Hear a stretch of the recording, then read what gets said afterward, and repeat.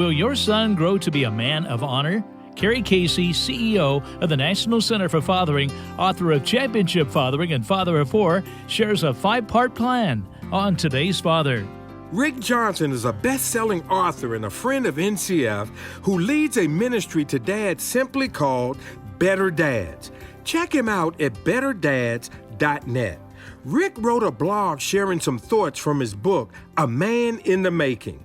Today and tomorrow, I'd like to share 5 tips for raising what he calls honorable sons. I am sure you agree that honor is lacking in our culture today, and more boys and young men need to be taught and shown how to be honorable. Honor inspires boys and men to reject self-gratifying activities that sap their ability to live with integrity, and it motivates them to strive for greatness, to live by a higher standard. So how do we do that as dads?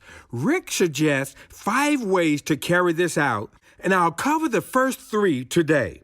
1, teach your son what you believe is most important in life. What are your family's core values? What codes do you live by? What virtues are foundational and unbreakable for you? Rick suggests that the honor code for West Point cadets might be a good start. It says, a cadet will not lie, cheat, steal, or tolerate those who do. Whatever those values are for you and your family, make sure your kids are very familiar with them. 2, set high standards for your son.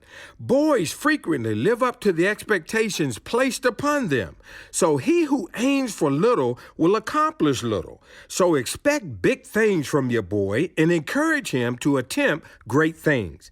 He will never be perfect, but he'll get closer to it if that's what he's aiming for. There should also be grace here. Allow your son to fail because he will, and a measure of grace from you will encourage and support him to get up and try again. Number 3, encourage your son to study the lives of great men. The more examples of greatness you can put before him, the better.